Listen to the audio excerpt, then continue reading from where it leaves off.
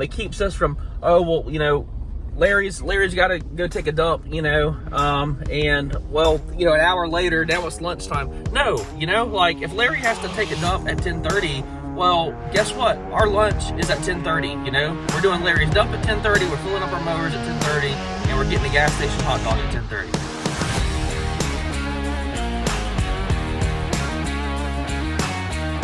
Guys, I do not believe that you can cut costs to a profitable business. That being said, there are some things that you can do that will absolutely contribute to better profit margins, some things that you can do to lean your business out, get more efficient. I'm going to give you a few tips, some things that you can look at if you're looking to cut some costs in your business this year. Number one, the very first place that I would look if I were trying to cut cost in my business is low return on investment debt, specifically assets that are laying around and that are not producing. If you are carrying debt, you know, we like to call it leverage. Leverage is a fancy name for debt, guys. And, you know, not all debt is leverage. Not all debt is good debt, man. And if you got assets laying around with a pile of debt on them, you got an aerator that's worth $12,000, $15,000 you're using once a year. You got a skid steer that you're only using a few times a year. If you could rent that equipment, man, but you're having to make payments on that debt right now, get rid of that stuff, man. That asset is not working hard enough for your business, okay? So again, the very first place that I'm looking at on cutting costs, cutting expenses is, you know, low return on investment debt. If I got debt laying around that's not working hard for my business, extra trucks, extra trailer, like all that stuff, man, that you're paying insurance on, get rid of that. That's going to have a big impact on your bottom line. Number two is overhead or unnecessary overhead, okay? I get it. Whenever I first started, I operated out of my home garage. It's how we ran the first 2 years of my business before we moved into a storage center. Now, what we do is we keep all of our equipment in storage units. I can rent parking spots as needed to park in for employees.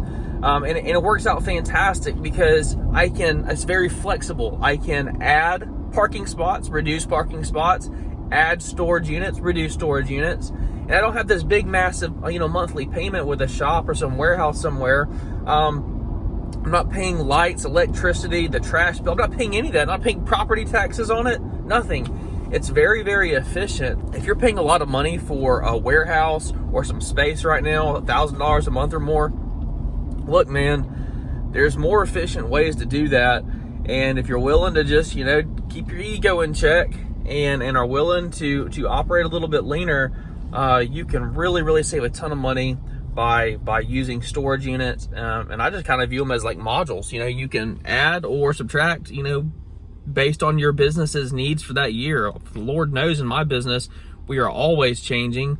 Sometimes it seems like we need to bring on extra people. Sometimes I'm like, I need to get rid of some people, you know, and having that flexibility and overhead really makes a big difference. Number two is getting rid of unnecessary overhead. Number three is costly employees, you know, people who are not income producers, people who are kind of a drag, you know, or on your company culture or whatever. If you have people, human resources that are not pulling their weight, guys, look, it's tough being a business owner and it's tough letting people go, but you cannot afford to be dragging somebody along in this business.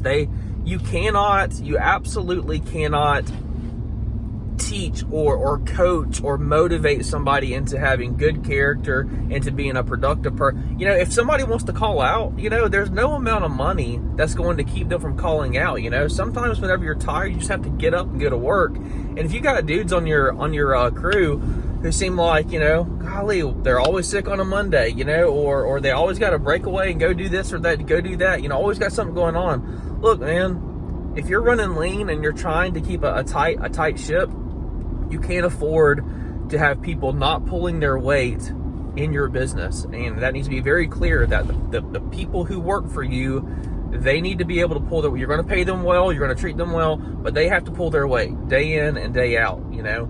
If you got people like that on your payroll who are not pulling their weight for your business, it's no fun, man. But you got to do it. You got to let them go. All right, guys. And finally, something that is just a practical tip is coordinating your bathroom breaks, your gas fill ups, and your lunches all into one stop, okay?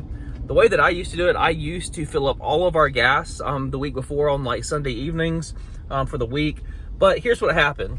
Yes, we would not have to go to the store for gas throughout the week because we had it all and we could fill up every morning.